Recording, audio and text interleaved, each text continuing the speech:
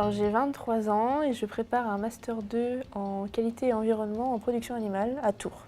Alors je suis quelqu'un qui n'est pas du tout scolaire et j'en avais marre de l'école, je voulais autre chose et je sais qu'actuellement ce qu'on demande beaucoup c'est une année d'expérience au moins dans une entreprise, donc là ça permettait de rentrer progressivement dans la vie active. J'ai découvert le monde agricole via mon BTS, ma première formation.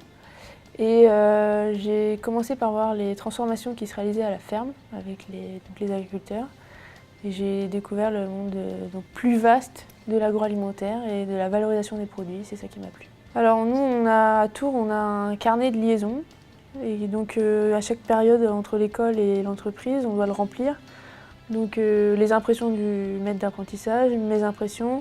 Et après, mon responsable de l'université met des remarques aussi.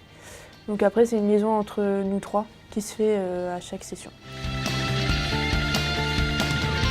Le tout début d'année, c'est 3 semaines d'entreprise, 2 semaines école. Et puis progressivement, on a de plus en plus d'entreprises, donc de plus en plus d'autonomie dans l'entreprise. Et donc progressivement, on est dans la vie active.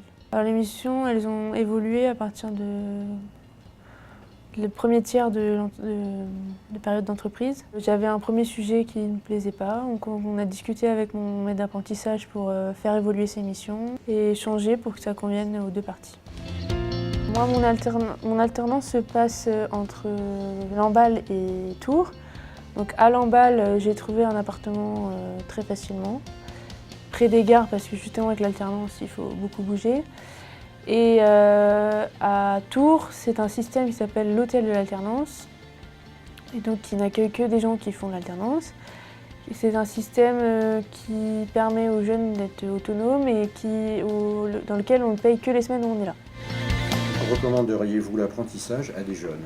Alors à 100% parce que ça permet de commencer à être autonome financièrement, d'apprendre à se gérer un petit peu seul et surtout d'être progressivement aussi autonome dans une entreprise tout en ayant un peu encore la base de l'école.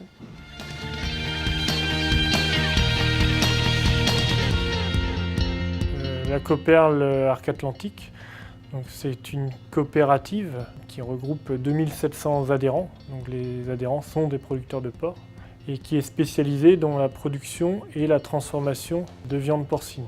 Alors moi je suis issu moi-même d'une formation par apprentissage. J'ai fait mes 2 dernières études en apprentissage. Quand on m'a proposé d'accueillir un apprenti, j'ai tout de suite été emballé. Je préfère les formations en apprentissage sur 1 an.